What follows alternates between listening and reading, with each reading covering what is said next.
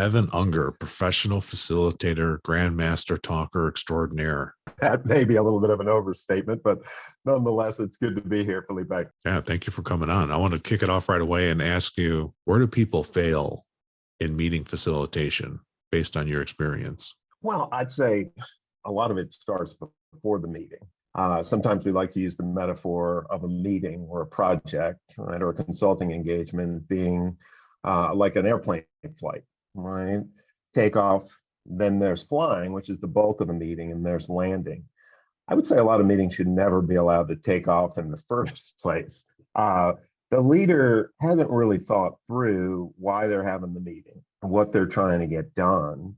And the truth is, they shouldn't be allowed to have a meeting if they can't answer those two questions from the get-go.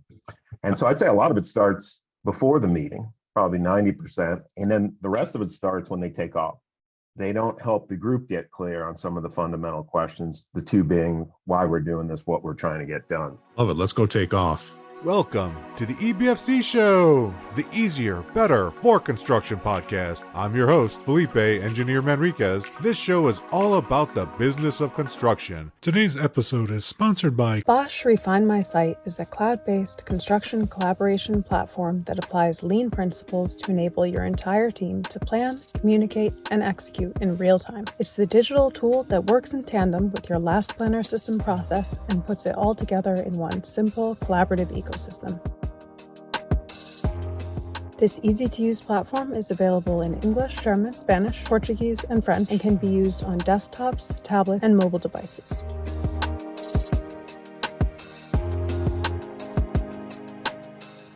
According to Spencer Easton, scheduling manager at Oakland Construction, Refine My Site, in my opinion, is the best, leanest tool on the market for last planner system. Here's what our users have to say. We've looked at 3 other digital scheduling platforms and none compare to the straightforward approach Refine My Site takes. From milestone planning all the way down to daily tasks, this program gives every general contractor and their trade partners meaningful collaboration, accountability, and KPIs.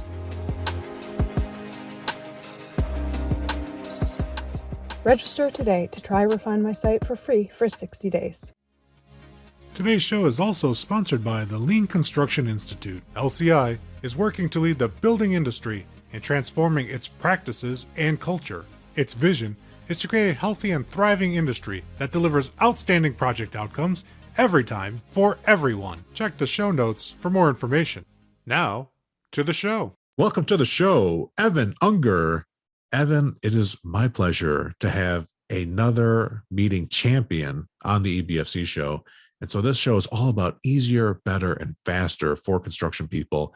Evan, I think you're going to be giving our audience just nothing but value the entire time. And as Evan starts to introduce himself, ladies and gentlemen, please tap the description below to access the show notes to learn more about Evan and connect with him on social media. I highly recommend you take a look at all of his offerings. He does have things that are going to make your meeting life so much more better. And stay tuned because it's going to be awesome. Evan, tell the good people of the EBFC show a little bit about yourself. And people, don't hesitate to share this show with a friend and tap that like button so that Evan and I know that you like this show and you like this content. Well, first of all, thank you for having me, Felipe. It is a privilege to do this. And the truth is, this is my first podcast. And so a little background, when I was doing a lot of team buildings, we did an exercise called Journey Lines, where we looked at a fairly profound level, how people got to where they're at. And it's never a straight line, is it?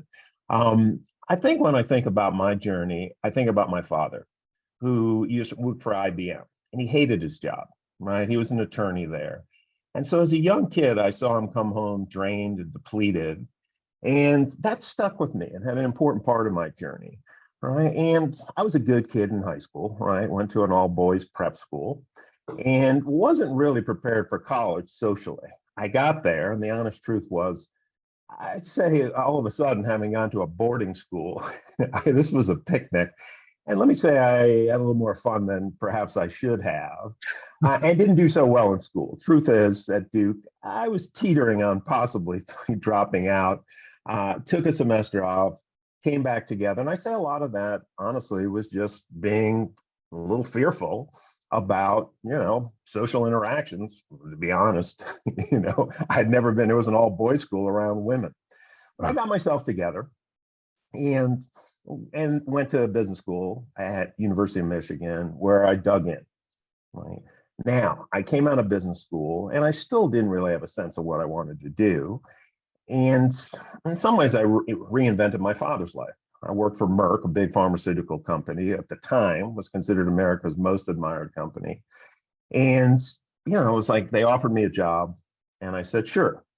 I got in there and realized being inside a large company, it's fairly bureaucratic, right? It's not a lot of fun. And I struggled. And just to be totally honest, at that point early in my life, I started struggling with depression, which was fairly painful through most winters. And I bit through it, right? And it hurt at times. But eventually I was, seen as a high potential employee. And they sent me to work with what was a professor of mine at the University of Michigan, Noel Tishy, who was doing, at that time, a lot of change and transformation work with Jack Welch at General Electric. And he had a profound impact on me. And Merck invested a lot in me, working not just with Noel, but Peter Senge at the time, Michael Hammer. I put a lot of money in my development. I ended up being the director of change, leadership, and development. I'm 5 years out of business school. I have no idea what I'm doing, to be honest. And I just got to stop you right there, Evan. For people not listening, like, I'm almost coming out of my skin, because Peter has mentioned some of these huge iconic people that I studied, even as an electrical engineer that went into construction so many years ago. When I got onto my lean journey and path, Evan, these are the names of people that I studied. Like, I studied all those people in business school. Yep. And Peter Senge in particular for systems thinking, and of course with Donella Meadows, who was, I think at one point was an undergrad, working with him, or a grad student potentially, but they were contemporaries. And then of course you haven't mentioned the powerhouse Russ Akoff, systems thinker extraordinaire, but all influencing each other at the same time. So people, listen up, because what Evan's about to drop on you is going to be amazing. So, all right, Evan, I just got excited. I had no worries. So anyway, at Merck, I then ended up doing large organizational transformation work from a human side, right? I am not a technical person, right? I'm not an engineer. I'm not an IT person, but I do work with those people, often because I help them with what I would say is perhaps the more challenging side of continuous improvement, which is the human dynamic, right? What I often say is, unfortunately, people show up at our meetings, and they're a handful. Okay, I'm a handful. Like me, Evan, it's fortunate. Well, I'm happy that people show up at the meeting. Yeah, well, I mean, if no one showed up, I could get done what I wanted to get done. But people do show up. We all have human dysfunction, as I do. And you need to know how to get them to come together and collaborate. We have all this diversity, the traditional categories of diversity from a DEI standpoint, but there's cognitive diversity, right? We have style diversity, leadership wise, right? There's those cool blue styles. We've all done those instruments, Myers-Briggs, psychometric instruments like that. And so you have all these different people, junior people, senior people, people working as English in a second language. The challenge as a leader is, how do I get this group to collaborate to make sure we get the best decision and they actually buy in? And that is no small feat. And that's what I've done for really 29 years now, because I'm a little bit older than you, is help people know how to get the best out of a group. And so that's really my journey, coming back to the original question, is it's not a straight line, as I'm sure yours isn't either, Felipe. It's not, but and you got to rub shoulders with some people that I've admired for a long time. And it's just so cool. So the first time Evan and I talked, I was at a conference about a week ago, or actually could have been this week. The time all blends together, Evan. It's when I'm having fun. And so we got to talking right away, and it was just a short call.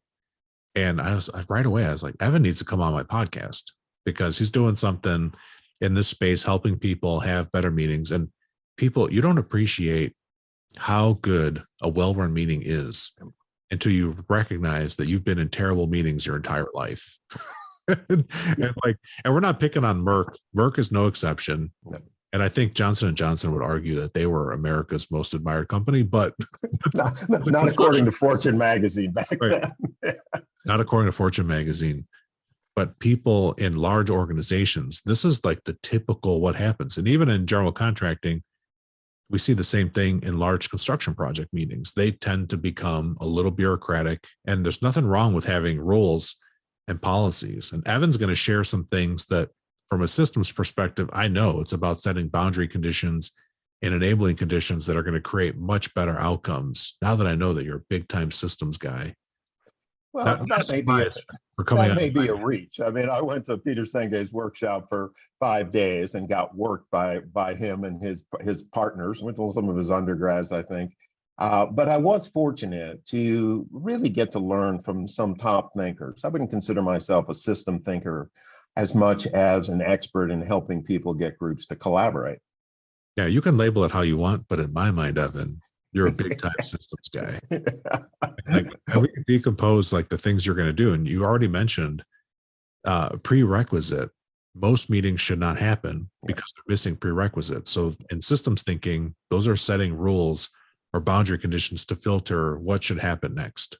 So it's like we're already using some feedback from past experiences. And for anyone who's listening and they want to just nerd out on systems thinking, I highly recommend reading Donella Meadows' book. That's a better book. I'll put a link in the show notes below. Peter's book, The Fifth Discipline, can be a little heady for people.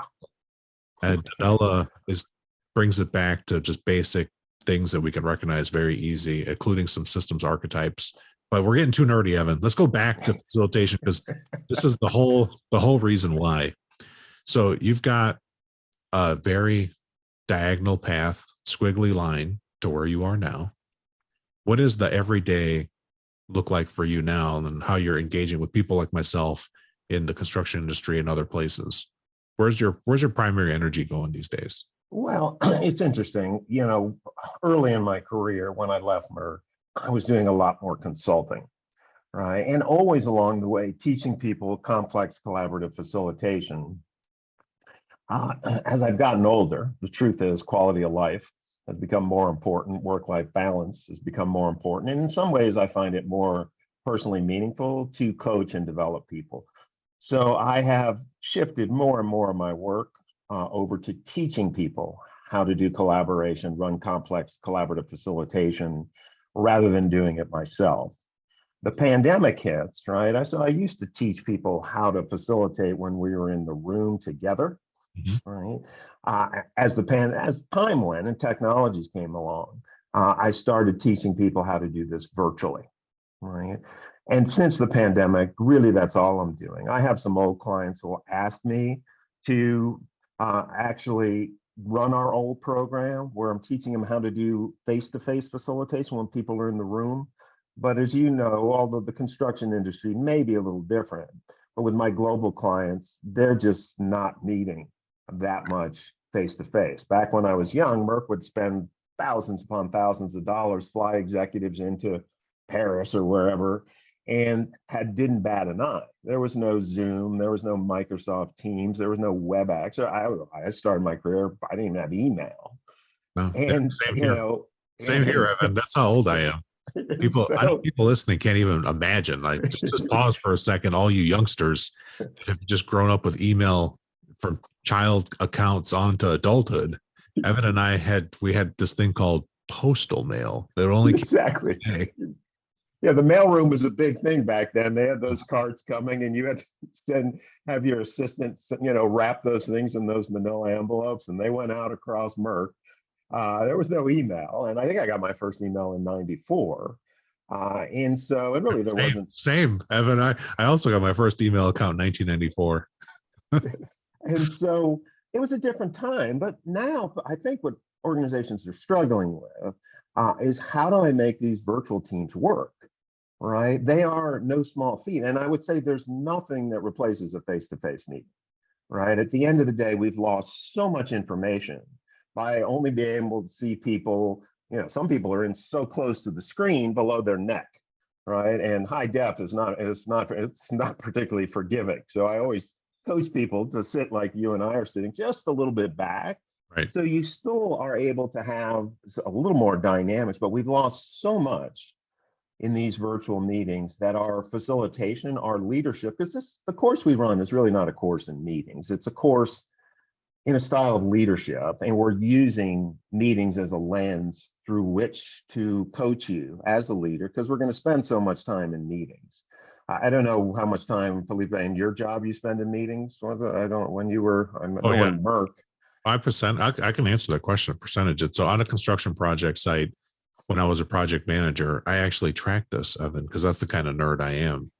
And I was spending more than 85% of my week in meetings until I adopted Scrum, this agile methodology. And then that decreased as I got focused on where value creation happened, and I got into other activities, but still easily 30 to 40% of my time, even post agile, was in meetings.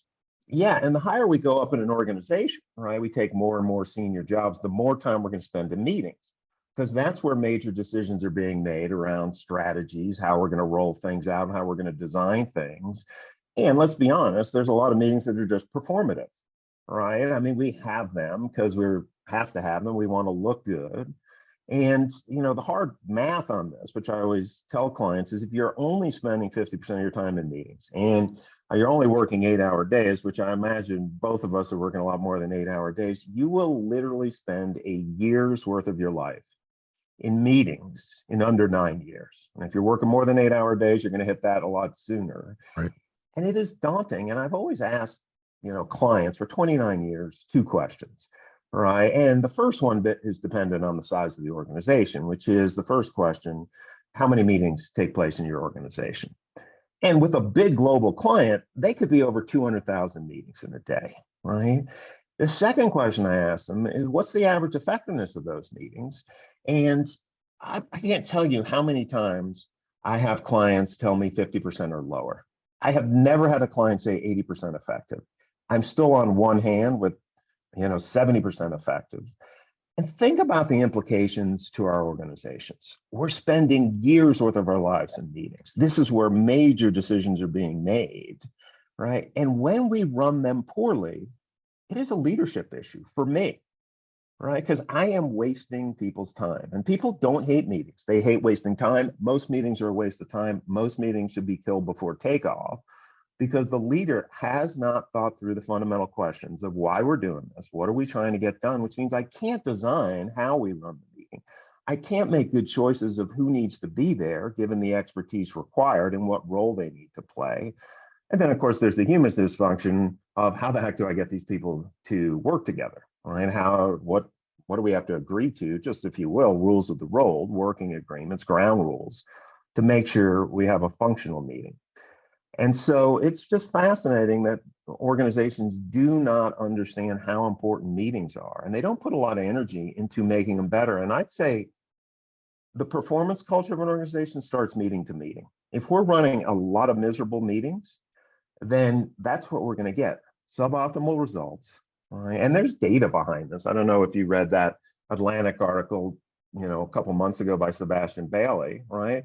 And I think the title says it all, right? Just say no, right? How your meeting habit is harming you. There is a direct tie between employee happiness, right, and the number of miserable meetings they need to sit through. And there are a ton of them, as we both know. That's right, Evan. Miserable meetings can take down the morale of an entire team. And it doesn't just last for the day that it happens. It can go for days afterwards.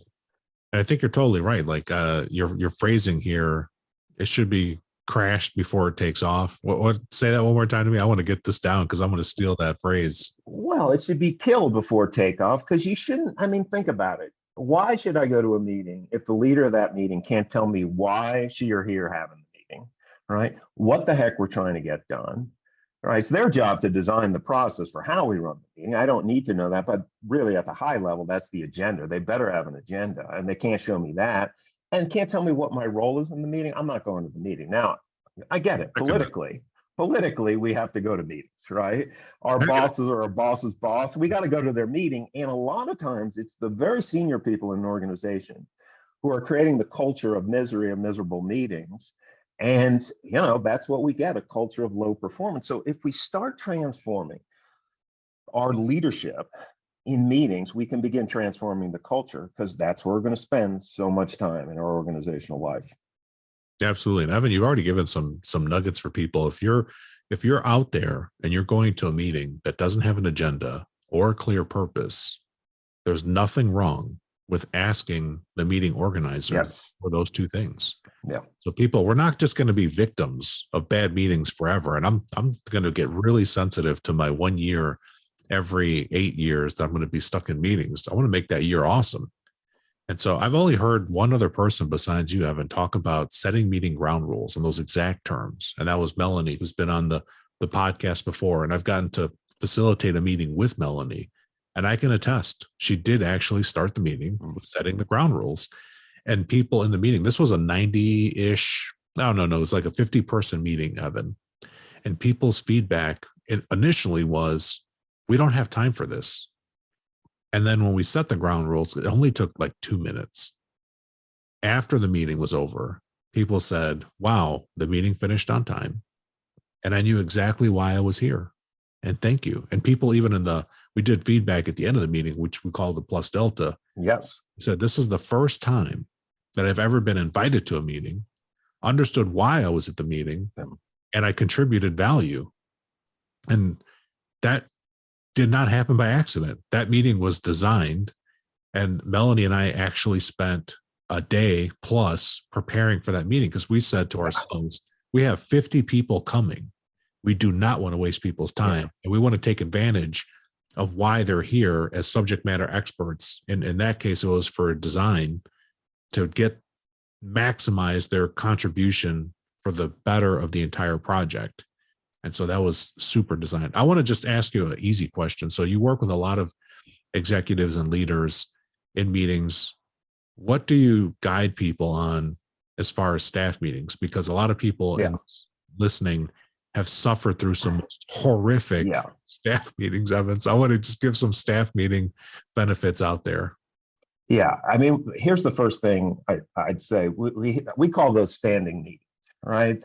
They may be weekly, they may be daily, they may be, monthly, quarterly, right? And those meetings really are not as collaborative. They're transmitting information, right?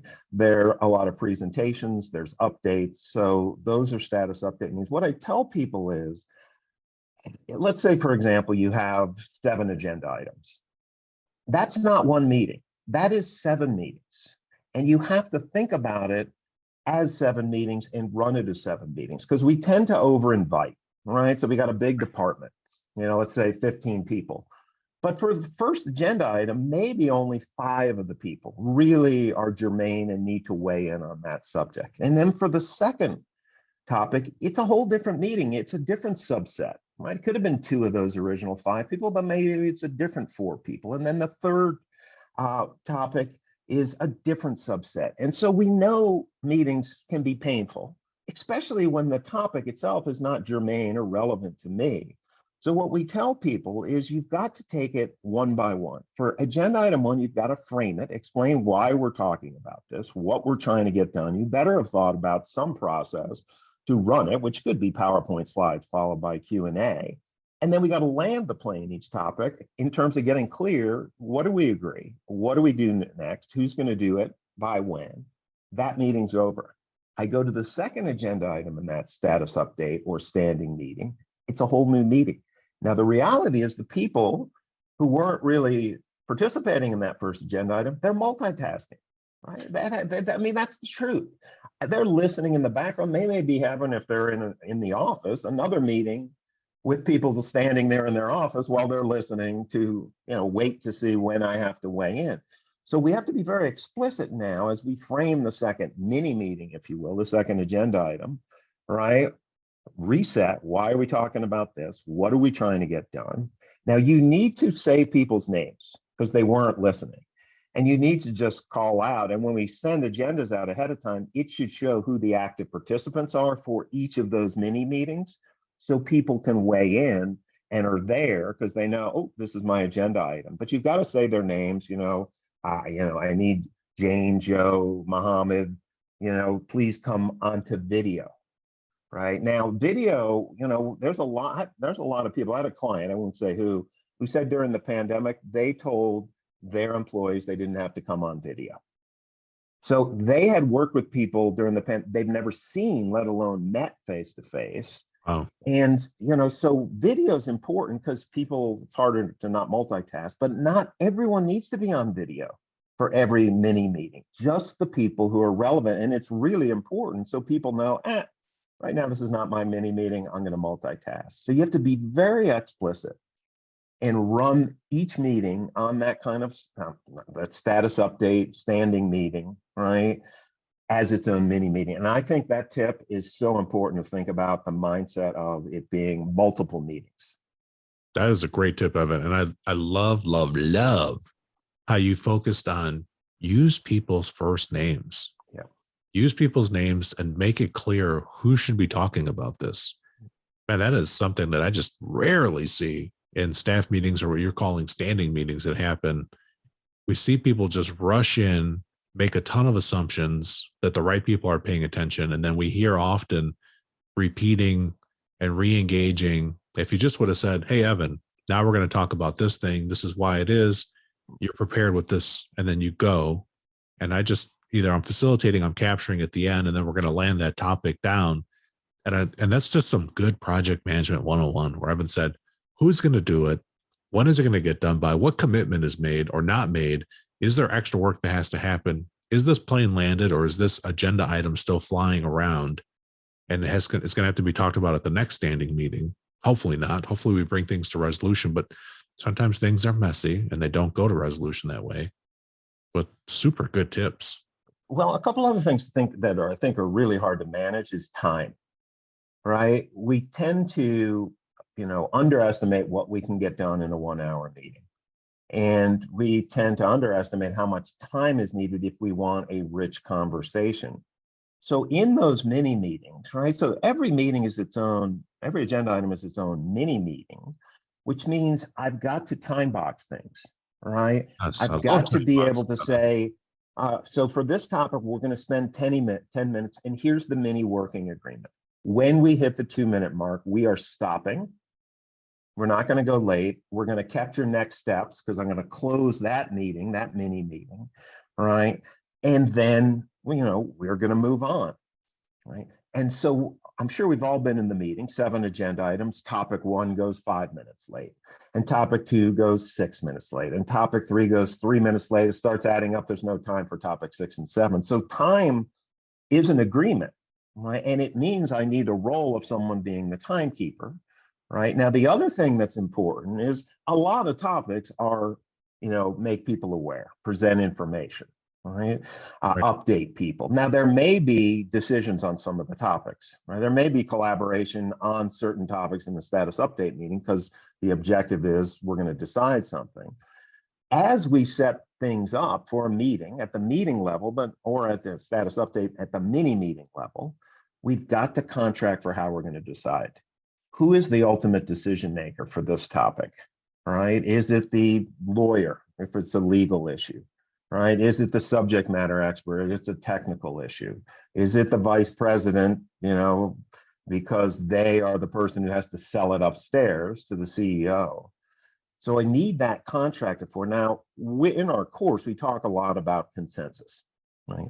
It would be great to reach consensus, but we don't always need it. And often we don't have time for it. So if we can't reach consensus, what are we going to do? That's why it's so important to decide how to decide. So we can turn to the lawyer and say, all right, we're running out of time. What do you want to do? You're the expert, right? So setting up the contract for how we're going to decide, both at the full meeting level, in a workshop meeting like the one you described with 50 people, or a status update meeting at the agenda item by agenda item level is so important. And I want to be clear, consensus does not mean compromise to suboptimize the quality of the decision. All right. I think Patrick Lencioni talks about, people won't buy in if they don't get to weigh in. So what it means is everyone gets to weigh in. They'll support the decision, but it doesn't mean we get to drive our opinion through the group. And that is the art of facilitating a collaborative conversation, setting up the container for decision making, having good process structure So we hear from all voices, right? That junior person who may be an analyzing style, who's an introvert, who's speaking English as a second or third language, who may be a person of color, may have exactly the expertise to help the group make a better decision, but I don't have enough process structure so they can weigh in, and we suboptimize the decision. So those are some things. Decision making is so important, and the reality is you have to decide how to decide before you get to the meeting. Absolutely. Otherwise, the meeting becomes around how do we want to decide. It's like, well, I want to decide, or let's vote. And so all the work in a high stakes meeting, as you know, is what happens before the meeting. Very true. And I like to use topics or techniques like brainstorming in silence, especially when you want to get those voices. Like you said, I'm very extroverted, Evan, as you know, and I can talk forever without blinking or even pausing for basic human necessities like air and water. But other people are very reserved and analytical, like you said, and their process is different. So as a meeting facilitator or a leader, you've got to make space to let that genius spark through, or you're going to miss it and it's going to cost you. And I don't like to be sub-optimized. I like optimization so much, Evan, that it's on my sleeve. Remember what arm it's on. There it is. You picked the right arm. This is optimizing the system right here on my right sleeve, because it's important that we don't lose that optimization capability. But people, if you're just going to talk your way through, or if you go the other way and you just only serve the introverted people and don't let the extroverted people weigh in by talking out loud, then you're also missing part of the genius there. Yeah, and it's interesting. Technology allows us to do some things that we couldn't do face to face. Now, the technique silence is such an important word. Human beings need processing style. I often joke, right? Introverts, they need time to think before they speak. Extroverts, they should take some time to think before they speak.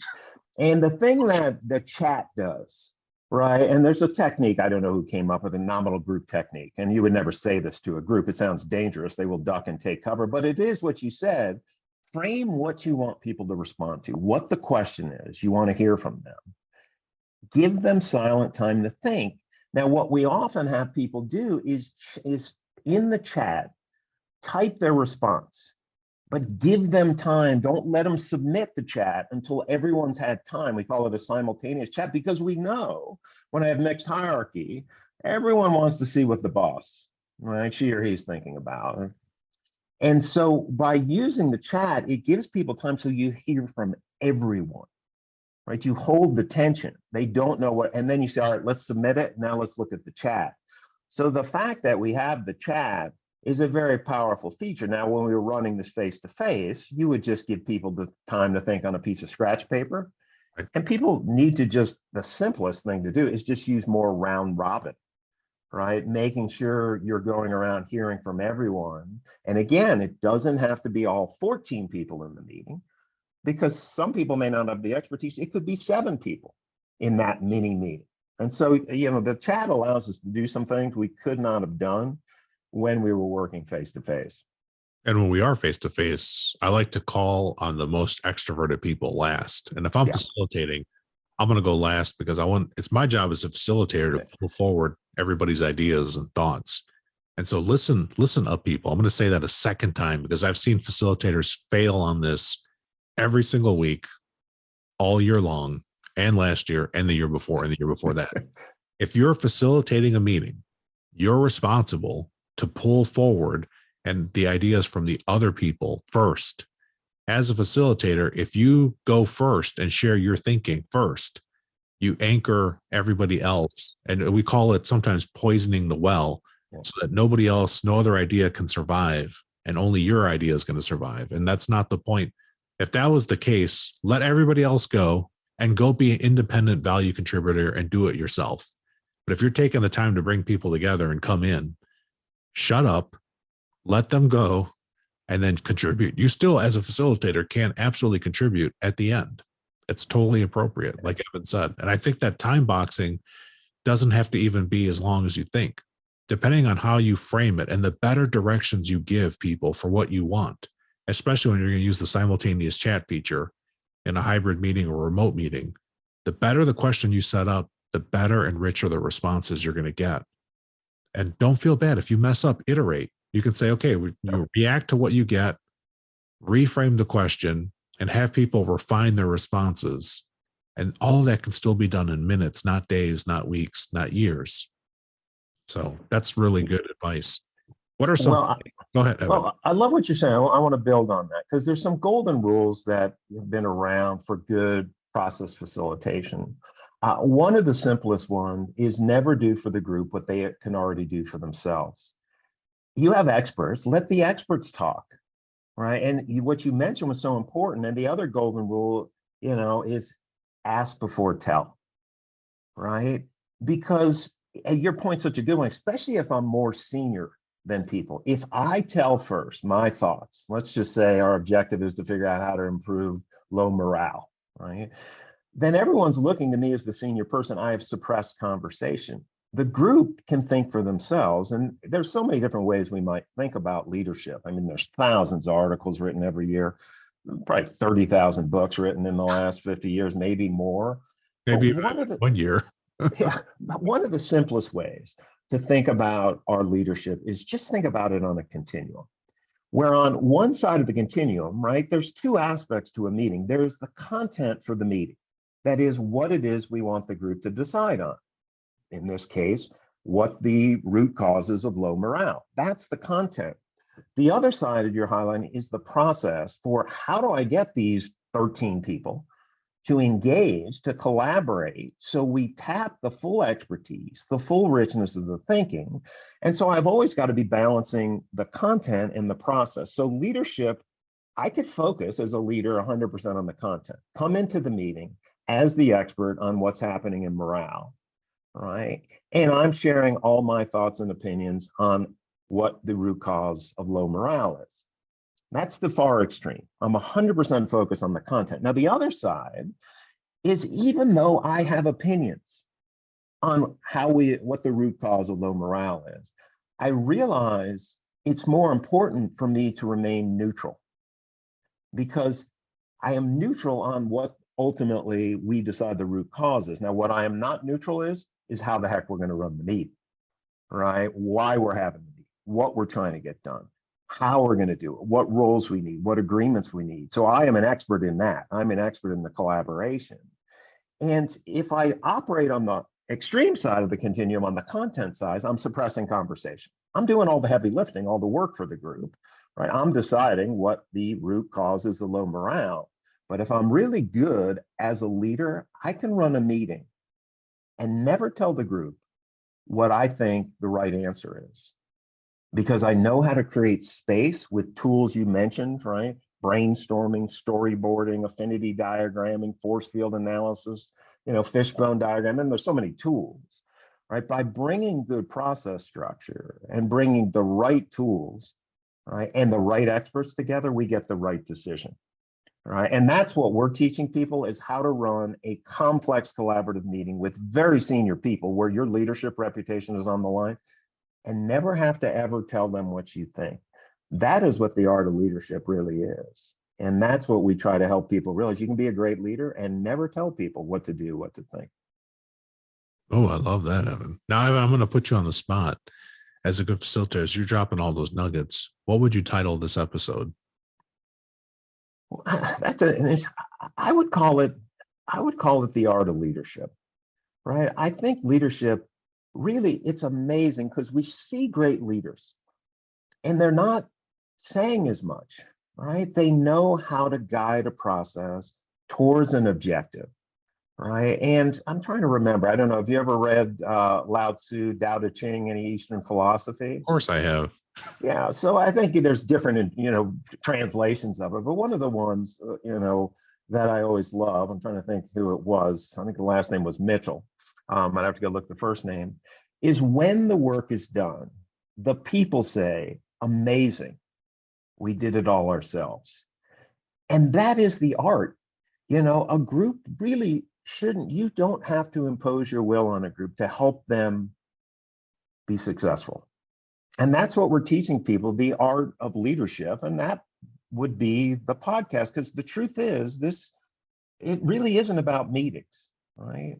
It's about leadership, and our leadership is going to show up because we are going to be spending so much time, as we said earlier, in meetings. And when I run a lot of bad meetings, people are going to see me as a bad leader. It's that simple. I love that quote from the Tao Te Ching. Yeah, they say that if the leader's done right, if the leader has led correctly, the people don't even feel or notice that the leader is there. Yep. That's the ultimate highest level of leadership. And it's like you said, it's a continuum. And they even, in the Tao Te Ching, they even talk about the dictatorship or totalitarian, you know, that's at the lowest end where you have to be telling people everything. And that's exhausting. If I have to tell a team every step to take, I'm going to get real tired. But if I'm facilitating a meeting where I'm just barely guiding and just setting up using good process, I can do that all day long, 15 hours a day if I wanted to, almost without burning any calories. Yeah, one metric is who's more tired after the meeting, the group or you, right? And you want the group to do the work, right? That golden rule, never do for the group for what they can do for themselves. If we were face to face, as simple as they can go hang the flip charts, right? They can go do that kind of stuff. And more fundamentally, what they can't do for themselves is guide the process. Although even then, as we get good at this, as you know, if we were in the room and you were doing something like storyboarding or affinity diagramming with post-it notes, sticky notes on the wall, and we all done dots voting, at some point, once you get them clear what you're doing and how they're doing it, you can sit down and say, you know, hey, why don't you all keep working? And you literally can work backseat from behind the group and only intervene when the group gets stuck. Because the group can, once they understand what they're doing and how they're doing it, right, they don't need you anymore, right? They don't need you. And then you're next, when you get to the next process step, maybe going from something like storyboarding to sticky dot voting, right? Then you got to come to the front of the room again, explain the fundamentals of why we're doing this, what we're trying to get done, and give them good process structure, right? How the voting's going to work. Now, one of the places voting doesn't go well is people don't frame criteria, all right? Some people are thinking through what's most important to my morale. And other people are thinking about, well, what's most important to the team morale? And some people are thinking through what's going to be the easiest thing to fix. But the criteria is the real art. The tools are fairly easy to execute, but to do it in a refined way that'll make sure the right decision comes out of the bottom of the conversation is the hard part. But I've got to explain that. Check for clarity. One of the simplest things we teach, check for clarity. We think we're clear. We think they're clear on how the voting's going to work. We let them vote. They vote on things based on the wrong criteria. And then it was just an exercise in throwing sticky dots at colorful post-it notes, right? And so checking for clarity before you execute any process step is one of the simplest things we can do, because just because I'm clear doesn't mean they're clear. And the important thing is we get them clear before we let them execute a process step. And so once they're clear on the voting, my job is done. Get out of the way, let them vote, right? They can count the number of votes, right? They can, if we're face to face again, stack which one's got the most votes. I don't really need to do that much. And that really is the art of let the group do the work. They're the experts. If I didn't, you know, why have a team if I'm going to do all the talking? Exactly. Why have a meeting if I'm going to do all the talking? If the decision's already been made, you know, so just tell them what the decision is, right? Let's not play games. And I see a lot of leaders who pretend to be neutral. They made the decision. They bring the group together. And then all of a sudden they're not really facilitating. What they're trying to do is get the group to come along to what they already decided. And people are smart. They're like, just tell us what you want to do, right? And it's always a trade-off. When I decide for the group, right, I get my way. It's faster. I don't have to listen to them. But the trade-off is I didn't make the best decision because I had 13 other people who could help have different expertise, make a better decision, and they're not going to buy in. And that is the trade-off, right? It's quicker and faster to decide for a group. I get my way, I have control, but what I'm trading that off on, did I get the best decision with maximum buy-in? I think great leaders, what do they want? They want the best decision. They want maximum buy-in because then people are going to implement. And if it was a good decision, there's not rework cycles. We address the root cause, not the symptom. And so it is in some ways simpler than we think. And at the same time, most people are never trained on how to run a high stakes collaborative meetings, whereas everyone is trained on how we do presentations. Any corporate university always has executive presence or executive presentation skills available, but they don't often teach people the art of leadership, because a presentation is merely a communication issue, right? It's a communication, and it's important. I don't want to minimize presentation, but it is not a leadership issue. Leadership is, can I get a group of dysfunctional human beings, and we all are dysfunctional, as I said, to come together, make the best decision, get them buy-in so they go implement. And that's what we do. And we've done it for 29 years. And I wouldn't say we're the best in the world at this, because I haven't seen everyone, but I've done this long enough. I'm confident we're in the 95th percentile of teaching the fundamentals of complex collaborative facilitation. Yeah, this is where we sparked well together. And when we first were talking, Evan, I was immediately aligned as the content you were sharing. And when you asked the first question about, how effective are the meetings that you've seen, I said it's less than 20%. And you were, that's when you said, like, the stats are higher. Even people that try to say it's more effective, if you really think about it, analyze it, it's not that good. And I think you're spot on that we so often get these presentation skills our whole lives. Like, I remember when my son was in kindergarten, he was already doing presentations on PowerPoint. Yeah. On, like, different dinosaurs and real simple stuff. And then that just continues all the way through school. But at no time can I think of having seen or heard a story of him being taught how to collaborate. Yeah. I remember, he's in middle school now. They had some group breakdowns, and he was using what I taught him in Scrum to coalesce the team around a process so that they could collaborate. And his group finished before all the other kids. And I just kept thinking, like, well, the difference is not that he used Scrum. The difference is he used processes intuitively with what would work to create a process to enable people to collaborate and get that contribution, because kids are just like adults, Evan. They're very sensitive to people not pulling their own weight, and they have a very high intuition. You can tell when someone in the group is not doing their part, and it affects the productivity of everybody else. Yep. Like, if you and I are working on something and you're doing all the heavy lifting and I'm doing nothing, it's going to slow you down. You'll be like, what is Felipe doing to contribute here? Yeah. Yeah. And that's the freeloader effect, right? And we see it. It's interesting you say that, because I'm not, it's triggered a spark, because, I've trained all types of people, right? IT people, engineers, statisticians, doctors, lawyers, salespeople, it doesn't matter. As we progress in an organization, our role is to get groups to collaborate, independent of what our educational background is. But what triggered the spark is, having done this around the world in so many different countries, the group that I remember the most, and I've done it a few times, was I'm here in Denver. And the Student Board of Education for the Denver public school system was some of the elite students. Well, when I ran the course for them, they're sponges. They don't have the bad habits that we do as we get into our organizational life. And they are able to absorb things because they're just like, this is what you do, sure, right, got it. And it's amazing to watch those kids take stuff on. And I just love what you're saying, because we are working in groups from the time we're very young. And even when I think now about business school, right? I mean, isn't that what, when I got my MBA at Michigan, that's a lot of what they were doing, group work. Because as we get into our organizational life, it is the human side of things, right, that actually allows us to be successful. So we can bring all the best tools and technical knowledge, but it really is the relational side of things that allows us to be effective as a leader.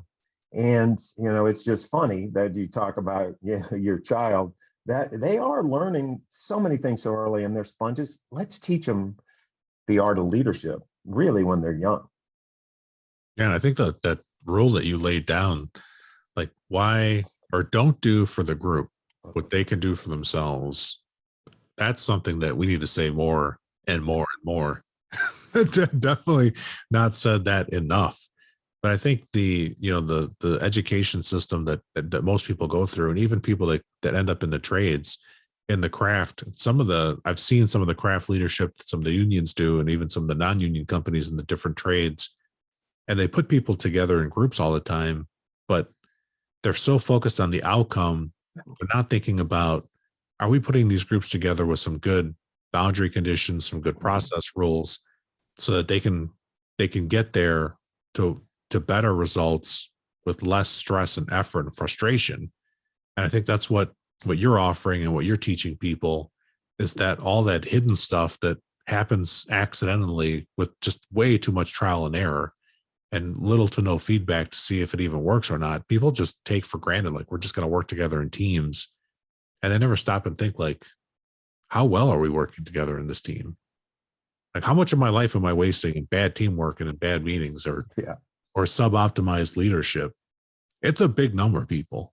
So you got to keep learning, and there's things that you can apply. You've heard Evan give you some really basic rules that you can bring to your team. And it doesn't matter if you're the facilitator or the leader. I want all of us to come out of this thinking that we've got some skin in the game. It's your time too. And you can either, if you feel comfortable to reframe in a bad meeting, or if you can't do that because of the hierarchy and the power struggle, to work with that leader offline, outside of the meeting. Because if you're frustrated and struggling, very likely the rest of your team is too. You're not alone typically. Yeah, and it's interesting, a lot of that work with the senior leader is before the meeting, getting them aligned, why they want to have this meeting, what they're doing. And good consulting skills in many ways is getting alignment. And so we need to make sure we don't have big surprises for that senior person, because there are senior people who, they don't want to make decisions because they're committed. So you better have had a conversation with them so they know, let's just make sure we're clear. This is why we're doing this. Let me get some context around this. Here's what we're doing. How do you want the group to decide? All right, you want their input, but you're ultimately going to be the decision maker. Great. Let's tell them that in the beginning, right? So they don't think they get to decide necessarily, because we're not saying you're always neutral, right? You may well be the person who has the deepest expertise, who can be the ultimate decision maker. But what you want to make sure is, I've gotten the best thinking from my team because I had good process structure so that I make the most informed decision. Because again, it could be that junior person speaking English as a second language who has expertise I don't know because I'm way up in the organization, who, if I just knew how to get them to weigh in, could help me make a better decision. And a lot of senior leaders are never taught this, and a lot of senior leaders create the conditions for misery because they're just bad at running meetings, and they're not aware how just simple hierarchy impacts a group. Even if they are really warm, open, hierarchy, organizations are political, right? They just are. And we need to really know how to create space for everyone to weigh in. And that's what we teach people. And it's a boot camp, Felipe. I mean, it's 4 days, and we're running 4-day Zooms, right? 2 days in a Monday, Tuesday, and then the next week, 2 days, it would be the next Monday, Tuesday.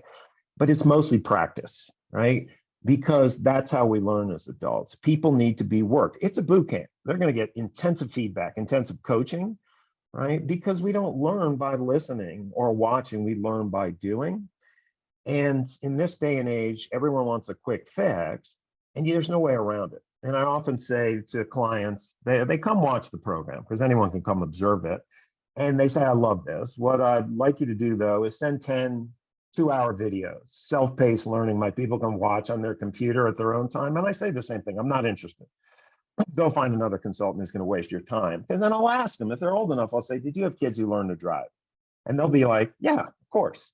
Like, would you ever let your kids watch 10 videos on how to drive and hand them the car keys? Would you ever let your kids watch 10 videos on how to swim and push them in the deep end? Of course not. But in this day and age, we want a quick fix, and there's no way around it. It takes practice, coaching, feedback, right? And continuous improvement, because every meeting is an opportunity to get better, right? And so this is the art of leadership. This is what we do. It's something I'm passionate about. I love it. And I'm grateful I get to do this because it is a real gift that I'm able, to coach people in this space. And I've had a lot of great coaches early in my career. And I love what I do. And I think it's incredibly powerful and practical for people. So that's who I am, what I'm up to. What else would be helpful to your audience, Felipe? Yeah, I love that, Evan. That's a good thing. I think it's worth thinking about, people, as you're listening to what Evan's saying. This has to be taught, learned, practiced, and then given meaningful feedback to see how you're doing. Because I would never use videos only to get someone to learn a skill. You've got to have somebody who's been there, who's done the learning, that you trust, and then you can get the good feedback. And the environment that Evan has set up with this workshop style, it's perfect blend of theory, setting up the conditions, letting people practice, getting rapid feedback to adjust, and then practice again. And so you come out of it four workshops later, you're now on the path to bring the skills inside, internalize them, and then use them. And I bet most people can start using the benefits even after day one. Oh, yeah. Well, without question, because the nice thing, we have 3 days in between where they go apply this stuff.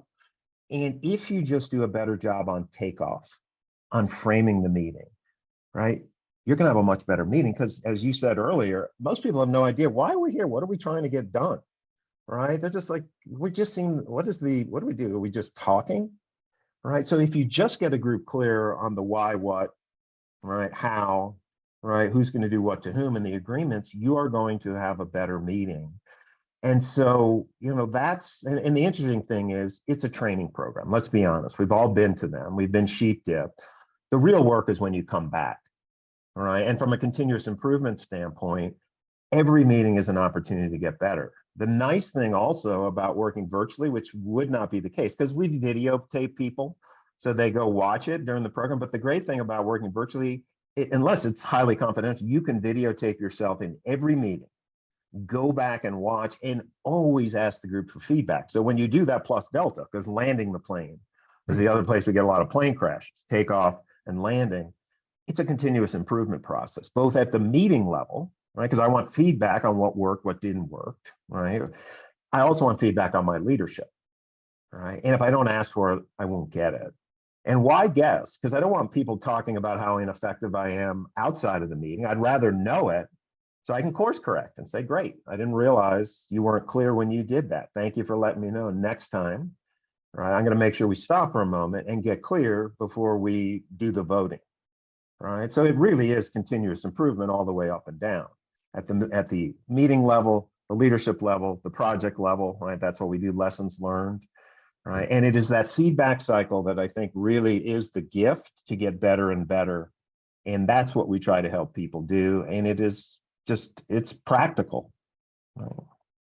I love that. The last thing I want to leave people with, Evan, I think would be great for the audience to hear, is this concept of time boxing. I've mentioned it a lot, and I've talked about it in my Scrum training and my Scrum course. And I even had somebody, I was on the phone early this morning, and they said to me, like, I became a registered Scrum Master, and then I went right away, like you recommended, to go run my first sprint planning meeting with the team.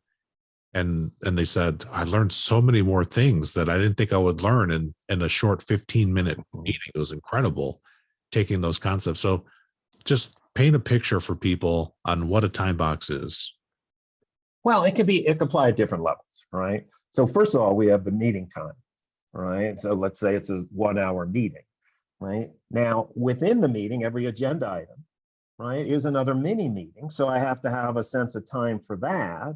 And then even, at the process tool level, let's say we're doing, voting, which can be done virtually, right? We work in 2 platforms in the course. We work in Mural, right? But Miro and Lucid Spark, there's so many different ones. And we also show people how to run a high stakes spreadsheet, but at the process step level, right? The amount of time it takes people to vote, I time box there, or I could time box brainstorming, right? Or time box how long they get to think before we put things in the chat.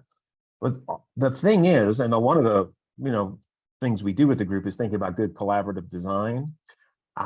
Everything takes longer if we want rich conversation. And the more people we have, the longer the meeting's going to take, because a meeting with 4 people, I only have to socialize 4 voices. A meeting with 14 people, if it's going to take longer because I got to socialize 14 points. But what time boxing simply is first planning and being realistic about time, right? and try to do less in a meeting and be realistic what you can get done in a 1 hour meeting, right? And then what I'm doing is saying, all right, how much time do I have for the meeting? Inside of that, how much time do I have for each agenda item? Okay, and let me be realistic of when I run things, how much time, and then when I do something, I say to the group, all right, we're going to spend 5 minutes on this. Can I get a timekeeper to cut us off at the 4-minute mark, right? And it's important to have a role of a timekeeper. And again, I could do that for the group, right? But when I apply the golden rule, never do for the group what they can do for themselves, they can keep time, right? They can call each other on working agreements. And so, I think just being mindful of time is so important. And then it's also an agreement we put in place at different places during the meeting. We landed the plane. Very special thanks to my guest. I'm Felipe Engineer Manriquez. The EBFC show is created by Felipe and produced by a passion to build easier and better. Thanks for listening. Stay safe, everybody. Let's go build.